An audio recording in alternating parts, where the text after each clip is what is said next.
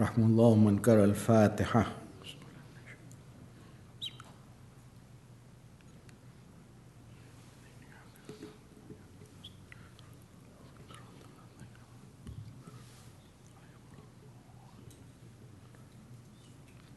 أعوذ بالله من الشيطان الرجيم. بسم الله الرحمن الرحيم.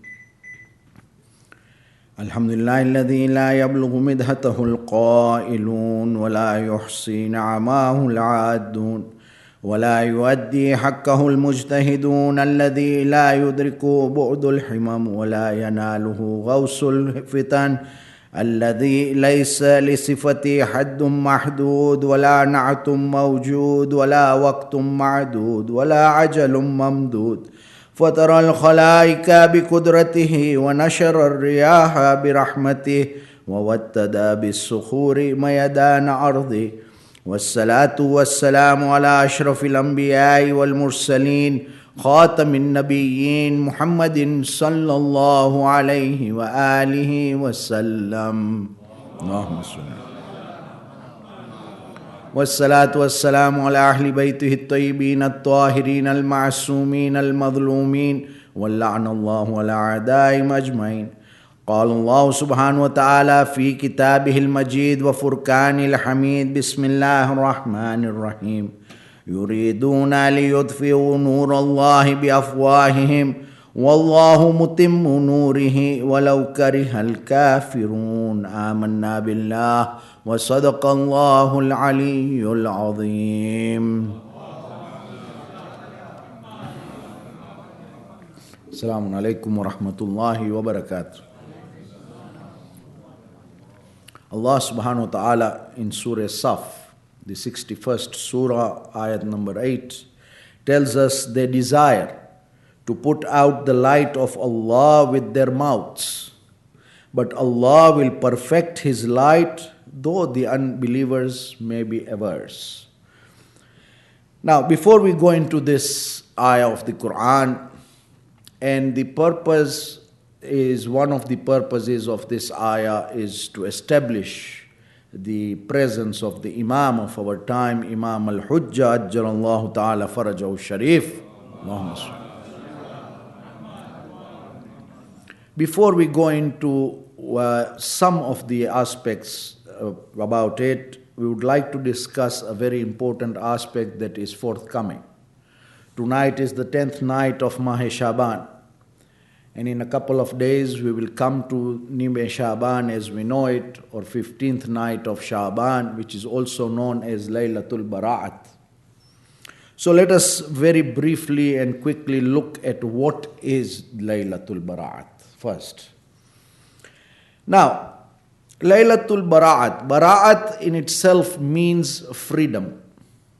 So when we say Laylatul Barat, it means the night of freedom. Freedom from what? Freedom from, is it freedom from the ubudiyyat of Allah, or is it something else? Of course it is not freedom from ubudiyyat of Allah, because la yumkinul firaru min hukumati. There is no way we can escape the dominion of Allah.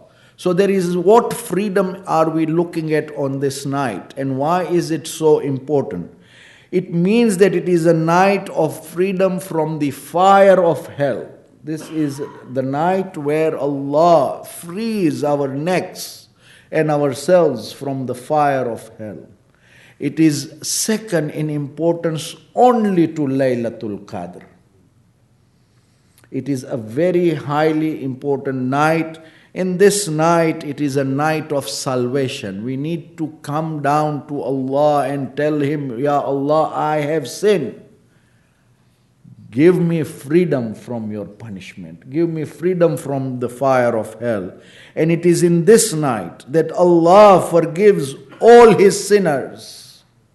This is a promise of Allah, that He forgives all His sinners through His grace, that is His fadl and His generosity, His karimiyat.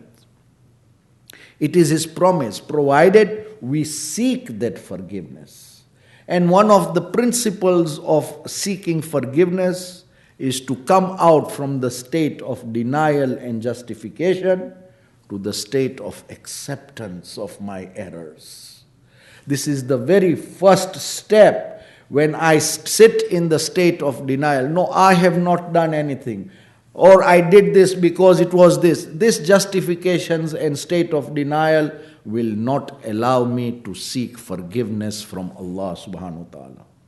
So the first aspect we need to prepare for this night is that I sit down for a moment in my life before the coming of the night and tell myself, ask myself, have I really obeyed Allah in everything that He asks of me? If not, I need not justify, because when I am giving justifications, I am only fooling myself. The reality will come like Rasulullah Muhammad Mustafa sallallahu alayhi wa sallam tells us very clearly in this hadith when he says, you are in slumber until you die. You will wake up when you die. The reality will be made clear when we die. So before we get to that reality, it is time we can wake up now and ask Allah to forgive us our sins, insha'Allah. And for those who go towards Allah and seek His forgiveness, Allah here does not only forgive His sins, but His grace is so much, is such that He says that He will accept all our wishes as well. Our sixth Imam, Imam Jafar as-Sadiq salawatullahi wa salamu alayk, in telling us the merits of this night, quotes his father, Imam Muhammad al-Baqir salawatullahi wa salamu alayk, and says, surely Allah has sworn by Himself, Imam says, that any seeker, so first we have to become a seeker, any seeker will not return empty-handed on this night from him unless he makes a sinful wish.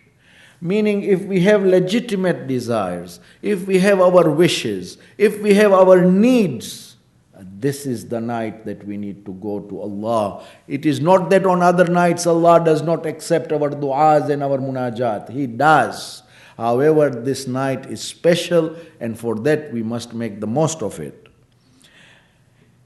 In this night, there are ahadith that tell us that there are three major issues in our lives that are what we say recorded, and that the destiny for these three are established on this night. First is, on this night, Allah will make the list known to His special servants of who is going to go for Hajj in the year. So those who wish to go for Hajj, those who are willing, who are making intention to go for Hajj, and those who have been and want to go again, we can ask Allah, and Allah shall place us amongst those who are in the list of the Hajjis of this year. Our risk and our income is also established on this night for the year. And the third thing is our life. Who is going to die in the ensuing year? Who is going to cross? Is going to be established on this night also.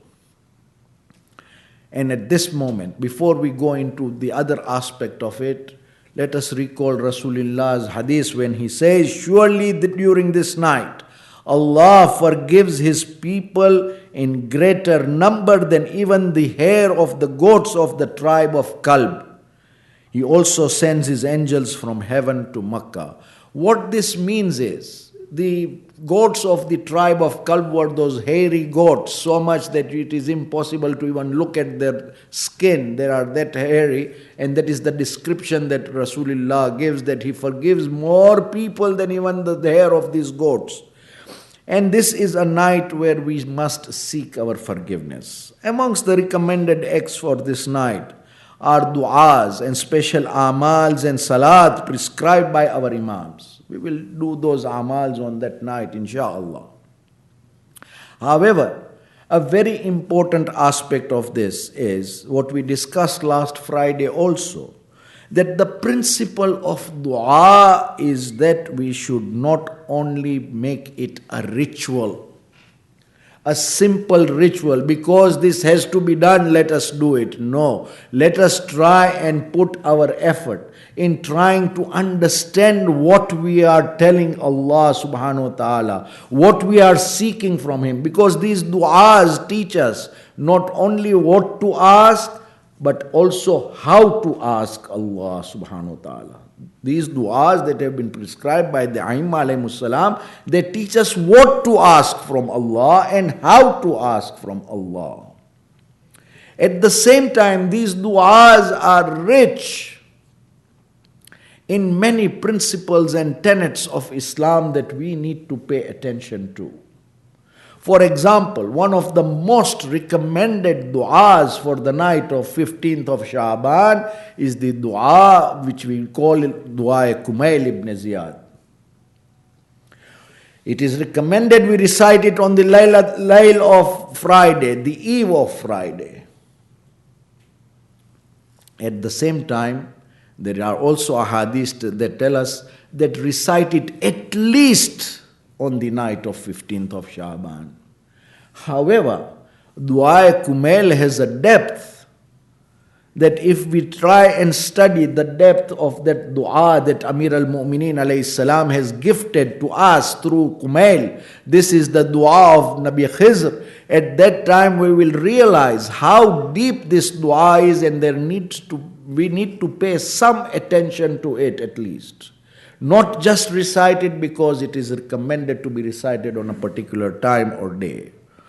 And when we try and comprehend these principles of Deen and Islam through these du'as, because they are rich, that the Aimma alayhimus salam have given it to us, we will see light in front of us that we can gain. And we must not forget that these du'as need to be paid attention to.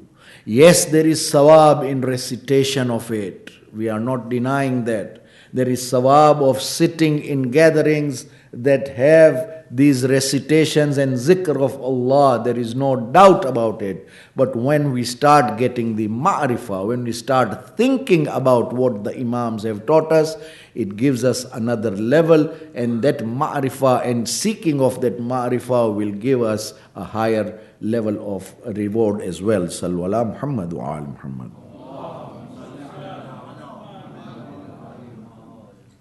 Keeping awake on this night is highly emphasized. In this night, we must make every effort to obtain proximity to Allah subhanahu wa ta'ala. We must promise ourselves what we need to do in the future, that is the ensuing year, how we will remove those bad habits that we have, and how we will try and get closer to Allah subhanahu wa ta'ala, seeking of the ma'rifah of Allah. When we open Mifatihul Jinan, Sheikh Abbas Kumi and majority of our ulama tell us of an important aspect of such special nights. And that is seeking of the ma'rifah of Allah, learning about His Prophet Rasulullah and the Ahlul-bayt alayhimus salam, and on this night discussing and seeking of knowledge in matters of faith is the highest recommended act. We must not reduce the importance of these discussions. Yes, in today's times and world, our only way of discussing these matters are through the majalises that we have. And at that time, these majalises should not be shunned. My brothers and sisters, these nights, if one person takes one thing out of that discussion, it will be a blessing for all those who attend. We must not play down these majalises. These majalises are the medium of communication from the Ahlul-bayt to us. Those who address us are not bringing things from their own pockets. If they do, we throw them out. There is no problem about that. But as long as they are telling us what the Quran and what Rasulullah and what the Ahlul-bayt alayhimus salam have taught us, these are going to have blessings that will be for eternity, inshallah. Another important aspect of this night is the ziyarat of Abu Abdullah al-Hussein salawatullah wasalam alayh. We will see one very important aspect in our lives, that every time there is a happy occasion in the house of Ahlul-bayt or a sad occasion in the house of Ahlul-bayt, these are what we celebrate and commemorate. We will be told that one of the most recommended acts is the ziyarat of Abu Abdullah. Whether it is the day of Eid, whether it is the birth of Abu Abdullah or the day of the shahadat of Abu Abdullah, we will recite ziyarat of Abu Abdullah.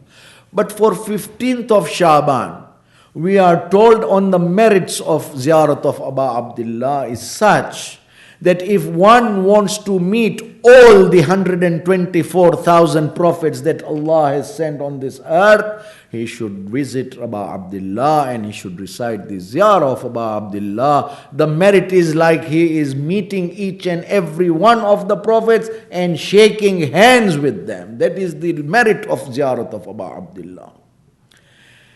Let us not only restrict ourselves to timings in everything.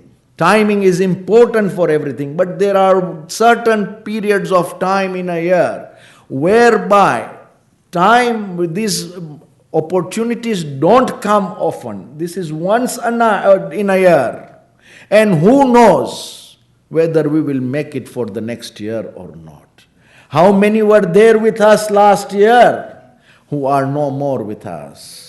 This opportunity that is coming, we should not let it go. Even the ziyarah of Abu Abdullah, when we recite them, we must try and understand the wordings of the ziyarah. We must try and see what we can learn from this ziyarah. Sallu ala Muhammad wa ali Muhammad.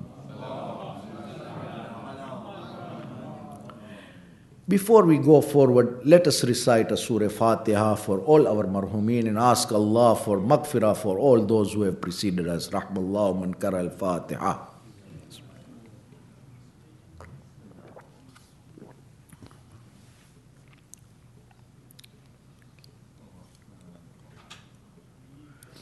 Now to crown this night, this is the importance of the night of Laylatul Barat.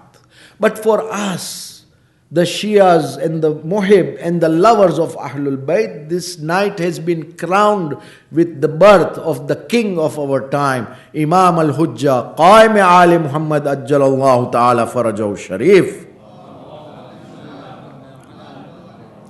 Our Imam was born at the time of dawn in Samara in the year 255 Hijrah. And despite all efforts of the enemies, he was still born. And today we would like to look at a couple of those plots that were hatched by the enemies to ensure that Imam would not be born. But they were forgetting one very important aspect, and that is the ayah of Quran, which is the promise of Allah. That these are people who are trying to turn off the light with their mouths, the light of Allah. But Allah promises that He will perfect His light, irrespective whether the people who do not believe, the disbelievers, like it or not. And this is when we want to see a couple of things today, inshallah. Inshallah, we will continue with this, given an opportunity on the birth, the miraculous birth of the Imam of our time, and forward and some of our responsibilities during Ghaibah with time, inshallah. But today, we would like to look at the example of Nabi Musa alayhi salam. When Fir'aun was informed that there is going to be a child who is going to be born in Banu Israel that is going to overthrow your throne, at the same time he will remove your entire what we call dynasty, the Fir'auniyat will go. In order to prevent the birth of that child in Banu Israel, Fir'aun, instead of making himself go towards Allah and accepting Allah's rububiyyat, what he did is he went on a spree of dhulm. So much so that there are certain historians who report that 600,000 male babies were killed in a very short period of time in the tribes of Banu Israel. Why? In those times. Why? Because they didn't want any one male child to survive. But despite all those efforts, Musa alayhi salam was not only born, Allah sent him to the house of Fir'aun to be raised. And Allah granted Musa alayhi salam security in the house of Fir'aun. And he raised himself. When he was there, he also raised the flag of La ilaha illallah. And Fir'aun was finished. Similarly, when we look at the time of the Imam of our time, we take a few years back before this time and look at the time of Ma'mun al-Rashid. Ma'mun, people in the Muslim world knew for a fact because Rasulullah had promised the birth of Al-Qaim. And therefore, Ma'mun was making a plot on how this, he knew for a fact that he cannot stop the birth. So he wanted the Qaim to be in his lineage.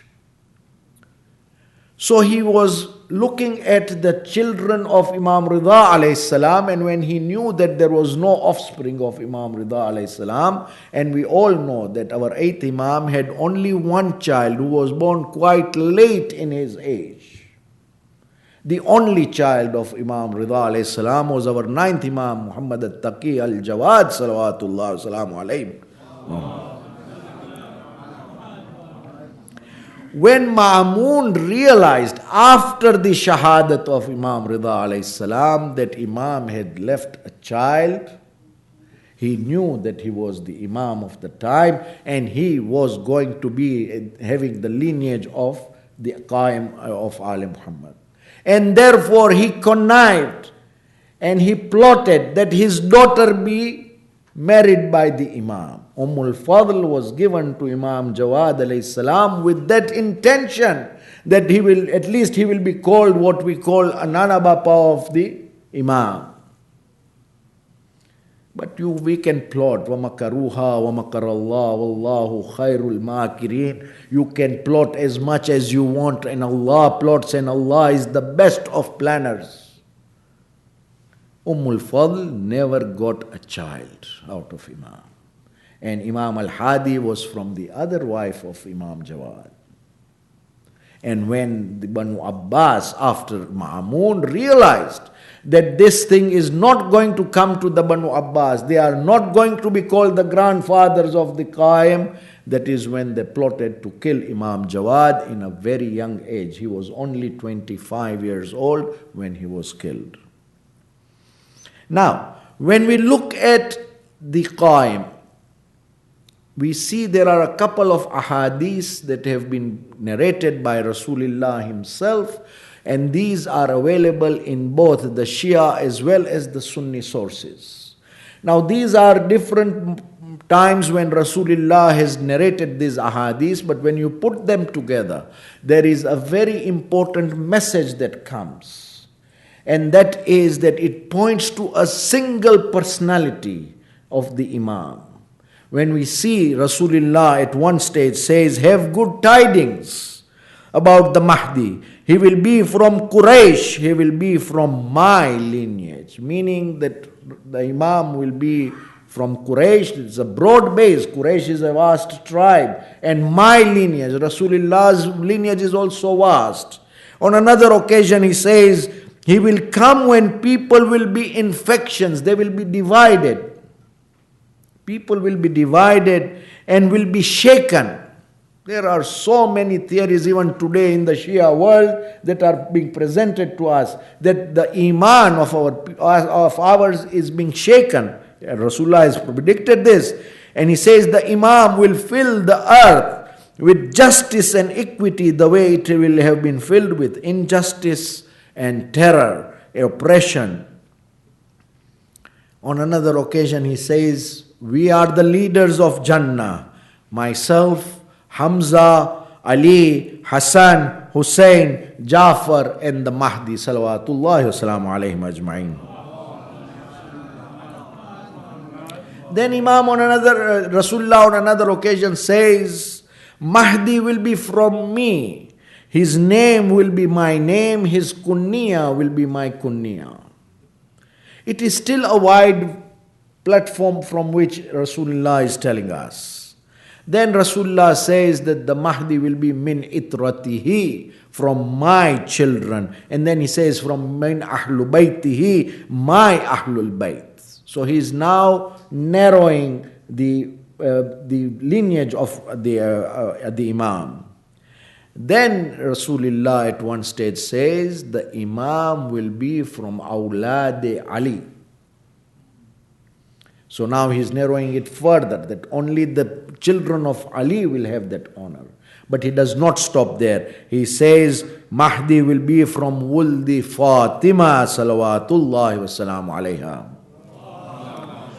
That the Imam will be from the lineage of Fatimatu Zahra salamullahi alayha, and not any other wives of Amir al-Mu'mineen. So it is only going to be the lineage of Fatima. Then he says Mahdi will be from Awlad al-Hussein. So even the children of Imam Hassan have been excluded, that his lineage is from Imam Hussein alayhi salam. And then he says he is going to be the 9th descendant of the children of Hussein.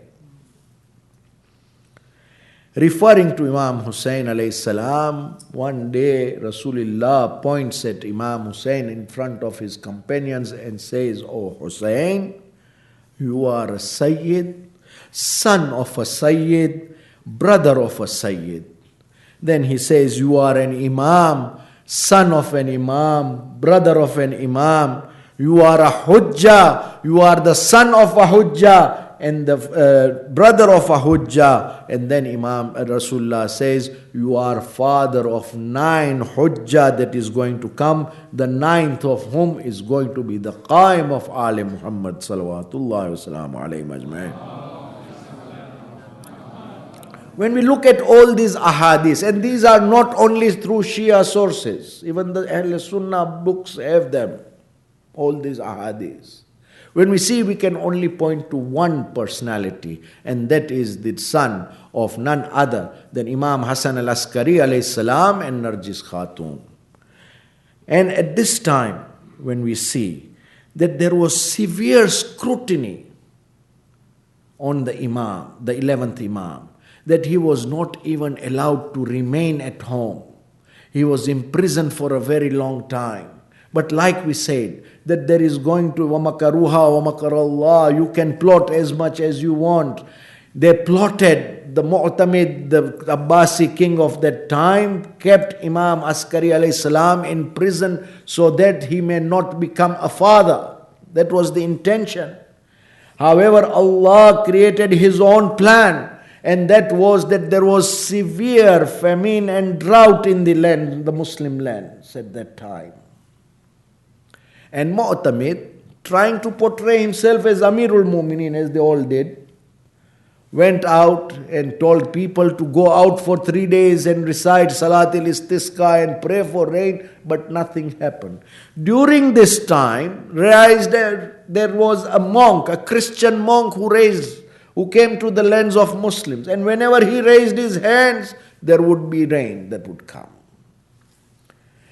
The Muslims were shaken in their faith, so much so that there were people who started converting to Christianity. And when Mu'tamid saw that, he said, if the people will become Christians, how am I going to call Amirul Mu'mineen? How am I going to call myself Amirul Mu'mineen when there are going to be no Mu'mineen?